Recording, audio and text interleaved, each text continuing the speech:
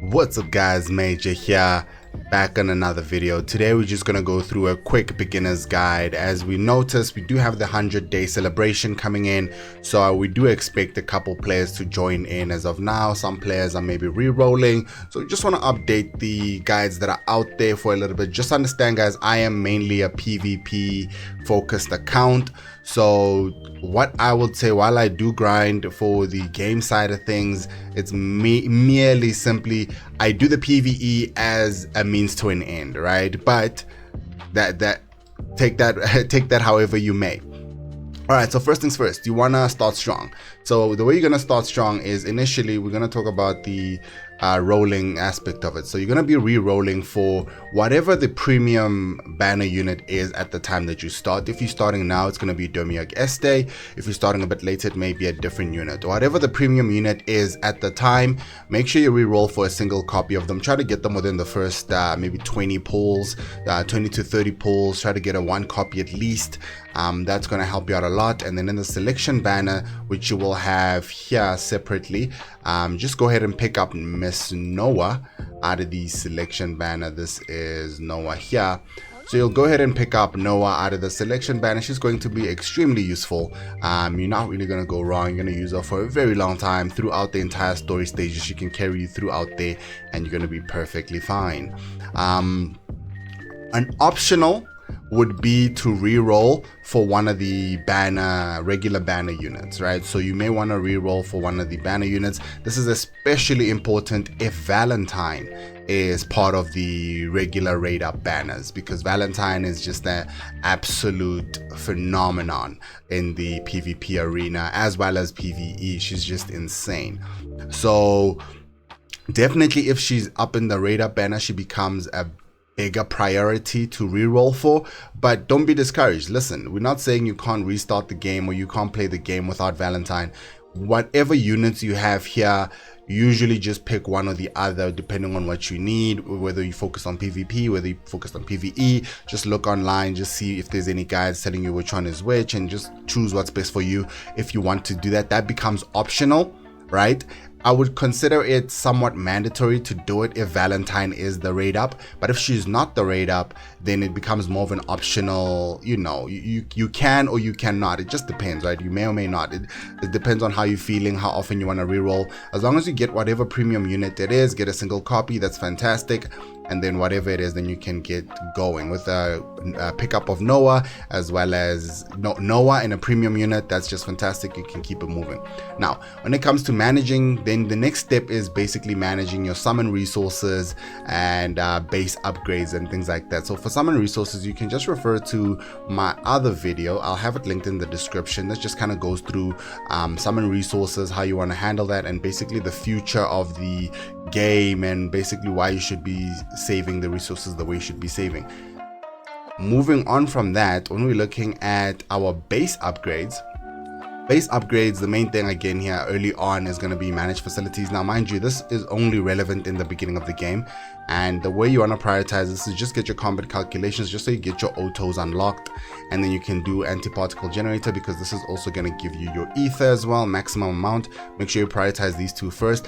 After that, to be honest, in the beginning, expedition is probably the most useful, but it is a waste of stamina, so there's something to be said about that, right? So you may not want to focus too much on any of these. In any case, just follow them the order. Priority would be combat, anti-particle generator, expedition. You can do Kate's workshop after that, and then supply module. Don't overthink this. Before you even use supply module or Kate's workshop, to be honest, you will have already maxed both of these out, because everything in the supply module is generally quite expensive, and early game, even late game, gold is a bit of a struggle. So you may not want to buy anything from the supply module unless you have 6-star gear, but you can only get that the higher level you are, as far as I remember. Kate's workshop, don't even consider that for the moment. You're gonna need to do a lot of farming before you can even use that. So that's pretty much it. Don't worry about anything else. Don't confuse yourself.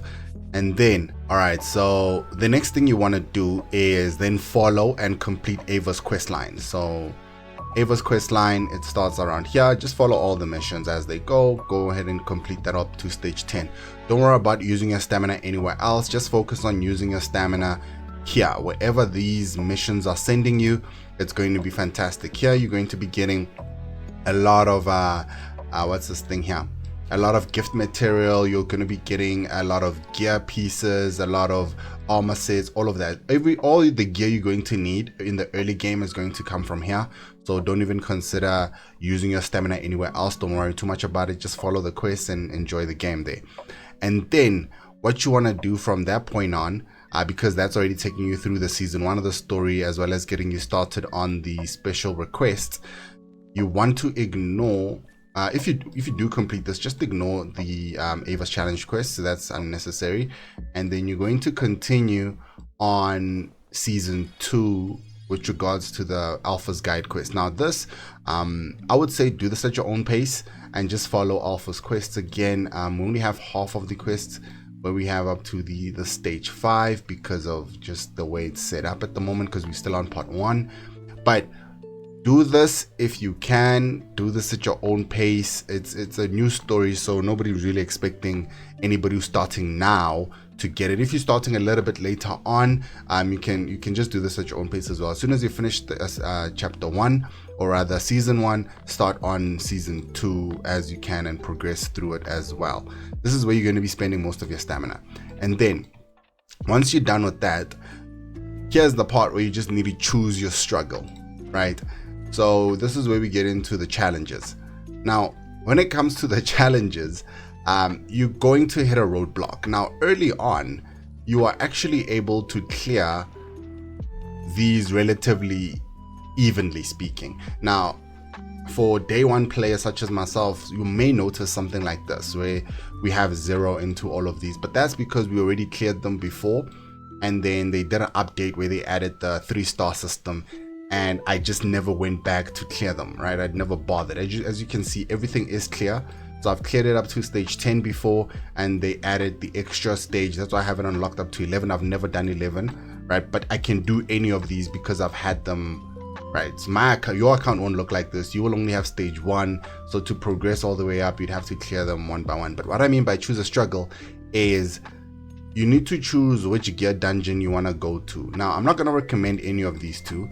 I'm only going to recommend the Chimera because it's just the most versatile. These are the ones you can go into them at your own risk, basically, right? So what I would suggest, because early on, because you'll be able to go through, let's say, stage 1 through 8 fairly easily without hitting any roadblocks. Stage 9, you may be starting to hit roadblocks. Early on, you are actually able to upgrade all of these stages to stage 8. So once you upgrade them to stage 8, you'll start to see what kind of gear drops in them. Not going to be usable gear. You're not going to be wanting to upgrade any of these. Maybe the 5-star pieces possibly, but even then probably not. You're just going to relax, but you'll have a general idea of what the pieces do. If you're on an experiment, go ahead. There's a couple things that could be worked on, but I wouldn't suggest that in the early game. I would go into Chimera and then focus on Glyces as well. That's it. Those are the only two I would do. And then the rest, something like Meteos and Deck and Mech, you could go into these a little bit later on in the game. This is to get the penetration sets with regards to the necklaces, the penetration and crit damage necklaces. And then in here, you're trying to get maybe the evasion necklaces, right? So that's something to be said. Also heals when hit could be interesting as well on some tanks, things like that. But these are late game situations. Ideally, this is what you want to focus on because this is where you get your speed. You also get your crit hit rate here, just in case you want to get your characters to maximum crit damage. Plus you also get your healer tokens where you get the reincarnation for the resurrection on your healers, which is more often than not the best accessory for your healers, right? So there's just a lot of value that's coming out of Glyces that I wouldn't recommend these other two unless you've sufficiently farmed enough Glyces, right? Now moving forward there, you don't want to commit any stamina here on any of this for farming, right? Outside of, say, your guide quests sending you here, and also outside of maybe this daily extra reward as in the early games, in the early stages of the game. So you'll come in here the first day, for instance, you'll clear stage 1 and then just stop, right? Come in here second day, clear stage 2, just stop, clear stage 1 here, just stop. The reason for that is because you don't need any of the gears. You just do this for about the first 10 days of the game, and hopefully not 10 days, but the first 8 days of the game, and then you're going to be around stage 8 for all of them with the extra reward on all of them as well. And then you can start pushing glyces later on down the line after that day 8, day 7 mark, when you've actually had enough time to build up your characters a little bit with the story gear and all of that stuff. That's more than enough to get you up to glyces 10. Just the story gear alone should be enough to get you to about glyces 10, and then you can start farming there should you need to. And then now this is where we get into the must build units, right? So these are what I would consider must build free to play units. Let me just go to some of these characters here quickly. What's the best way to do this? Let's say Codex, and let's do that. Let's do 2 stars. Right. So the must build units, free to play wise, when you start the game, first and foremost, Tio, you're gonna get her for free as well. She's a must build. She's one of the strongest healers. We don't have to get into what she does. Just understand that she's really, really strong, and you're gonna want to use her PvP. She's a menace in PvP. You may not see her as much in PvP right now, but she's still a menace. She wasn't nerfed. There's just other characters who can deal with her. Trust me, you want to have her. But for PvE as well, she's phenomenal. Even to this day, I would say still get Tio. You want to get Cindy as well. Cindy is for mainly PvP. She's going to give you accuracy and effectiveness. Accuracy is super important because there's a lot of evasions and stuff like that in PvP. It would suck to not be able to hit your opponent, right? Early on, you use this a lot as a crutch. Later on, and also she's used in a lot of cleave teams as well. So that's something to be said about that. And then the next one is one of the new units, or newer units. It depends on when you watch the video. Layla. Layla is a little bit interesting because obviously she has the recovers HP, so she gets something similar to what Tio does, except it's for AoE, and she doesn't really clear buffs or anything like that. She gets sustained damage, but the important thing about her is that she is she has like damage reduction on all allies. So she gives all allies damage reduction by 15% just by existing. This is for AoE skills, so cleaving metas and things like that. If you were to pair her up with, say, another one who's on the list, but I put her down in maybe the optional list, you could build her if you wanted to, especially if you needed a water tank and you don't have, let's say, Veronica, who's a 3-star unit, you go ahead and build her. If you pair them both up, you'll notice that it goes up to 25% reduced damage taken from attacks, right? So this makes you this mitigates a lot of damage, right? This is fantastic if you pair them together, and she's definitely an option that you definitely want to build up. And then outside of that, you want to build up characters like Feyna, and she's not going to be as useful. She has some niche uses, especially in the tower mode, so she could be the last thing that you actually build, so you don't have to worry too much about that, but you do want to build her at some point. She's just a nice 2-star to have, right? The only other character who basically does what she does just better is a 3-star unit that also just came out recently, which is Aste, right, with the immunity and all of that. So for a 2-star, I mean, it's pretty good. And then we have Dolly. Dolly has always been a staple from the beginning. The main reason is because she has a silence here, and silence is just absolutely busted, right? So she's not super useful. She can be useful, but you can also get through a lot of the game without her. So if you don't have her, don't stress too much.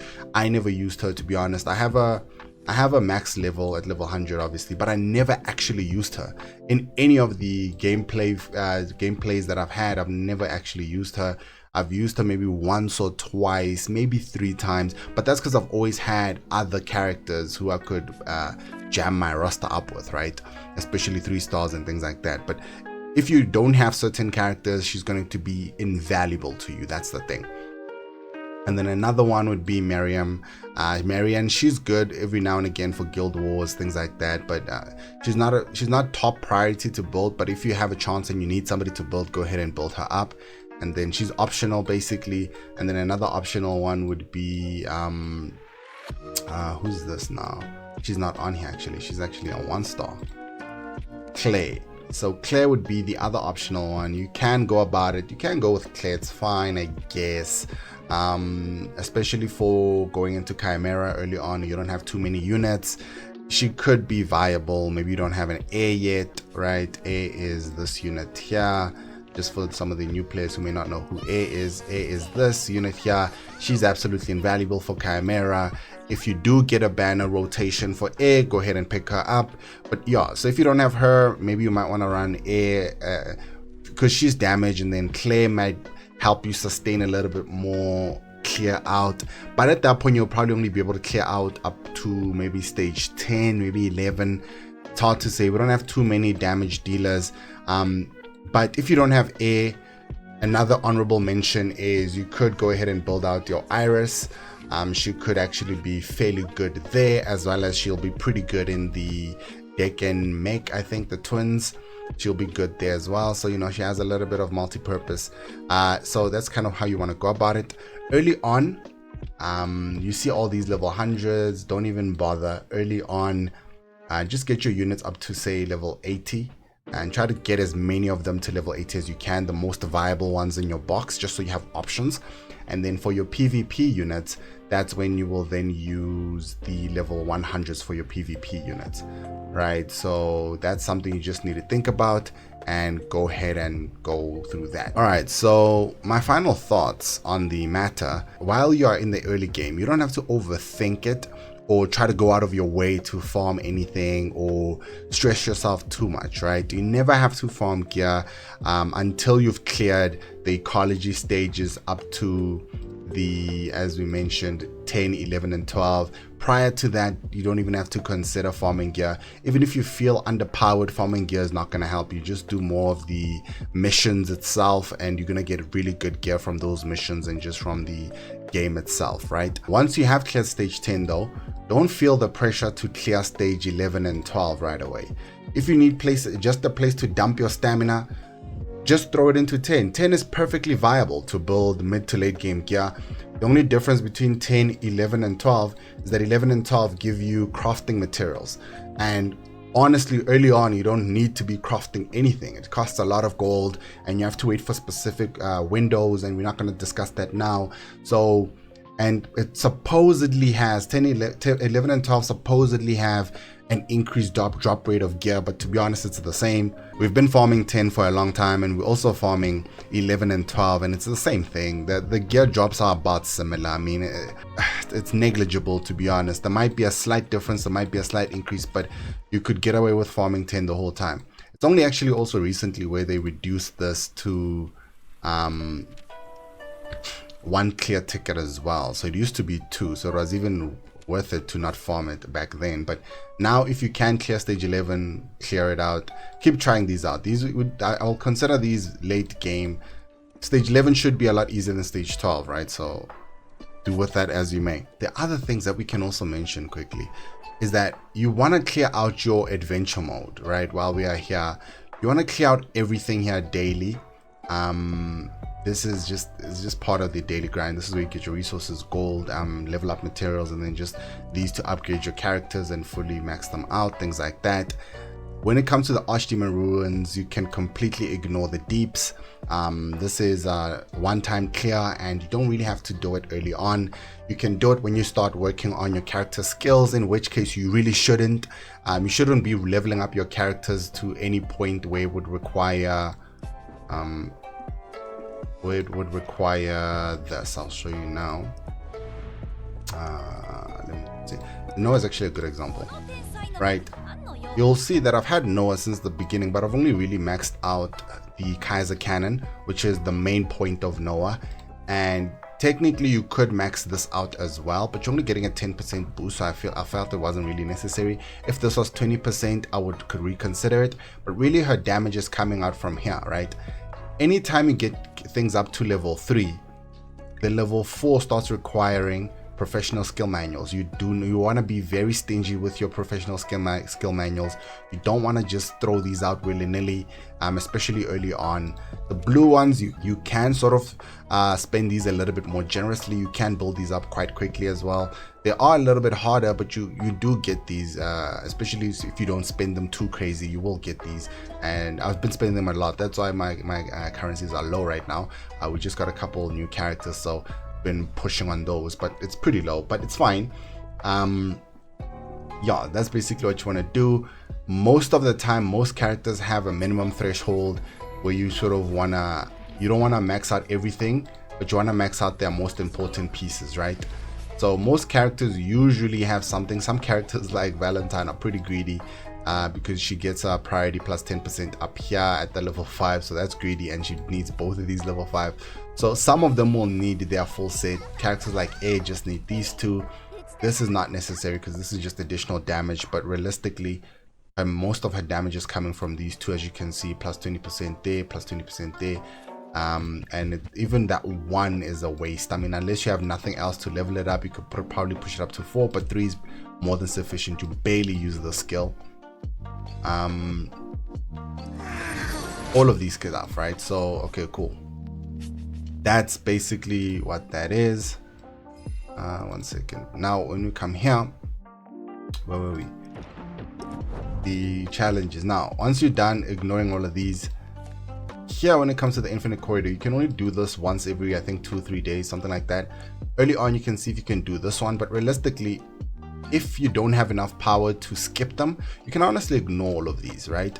The reason for that is because in here you're only going to be getting 4-star talismans, and you may be like, well, you could use that early game. Not really, right? Maybe, but you're gonna get enough talismans from the storyline itself, right? Just from following the story missions, there's enough talismans in those Ava's guide quests. You'll be fine, right? For the main characters you're using, you can ignore this for a bit if it's too tedious for you. Once it gets to a point where your power is high enough and you notice that you can start skipping the majority of the battles, then you can start trying to clear this last one only every couple of days. But don't overthink this too much. You're not missing out a lot. If you can't clear this in any case, then you're not missing out on anything, because this is the only ones that can give you 6 stars, and even then it's random, right? It's sometimes they can or cannot, and usually the 4 stars are not that great. I mean, it's nice to have them sometimes, but realistically you want 5 and 6 stars, so it's fine. If you can't clear this, don't overthink this too much. All right, I think that's actually it. I think that's all you really need to know when we're talking about starting the game and just getting into the flow. By the time you get to the point where you would need to know more, you would honestly be at a different stage in the game, so you don't have to know this right now. I'll probably make some kind of end game guide eventually where it touches on all the other things, but if you just follow what I'm talking about here and ignore everything else that I mentioned, you will be doing just fine, right? There's nothing that you're going to miss out on. You won't be behind. You're going to be just fine. The way the game works is technically you can't be behind outside of maybe just collecting the characters, but you can get a lucky streak and get a bunch of 3 stars in a row. The main thing here, what constitutes end game, is the gear grind itself, right? So being able to grind up your gear, that's pretty much it. The only other thing I could possibly mention as a last minute adjustment is that ignore all the green gear, right? As tempting as it is to level up green gear, 6-star green gear, don't do it. It's unnecessary. I still have mine here because weirdly enough, some of them are still viable and they're still pretty good, but then they are a waste of gold, so that's annoying. So whenever you get 6-star green gear, even early on, even if you have nothing else, just sell them and keep using whatever gear you have. The gear that comes from the story stages, and that's also red, don't level up the stars. Don't use up the right, so don't use anything up to level up the stars. Don't use any of these breakthrough materials. Let me just come here. Don't use any of these. Just keep them as is. Just plus 10 them on the enhance and keep them with these bare bones structures. The only ones you want to level stars up would be blue sets that you get. Even if they 5 stars, they're going to be just fine. You can actually level them up, but ideally you want to try to get a blue 6-star before you even start touching the star system. I think that's pretty much it. Once you've Haven't messed up on the gear side. It is what it is when it comes to that. And when it comes to what's this thing here, on special gear, your exclusive equipment, that's something totally different. We are getting a situation where now it's going to be a little bit easier to start farming out exclusive equipment, so that's going to be much nicer. But you don't have to worry about this too much until you finish the hard mode of season 2. Don't worry about this at all, right? Before, we used to do it at the hard mode of season 1. However, that's going to be a waste. But now with the hard mode for season 2, which is in the regular adventure story, hard mode season 2, you'll notice that once you've cleared these part 1 sections, you can start farming for red pieces, blue pieces, and green pieces all at the same time.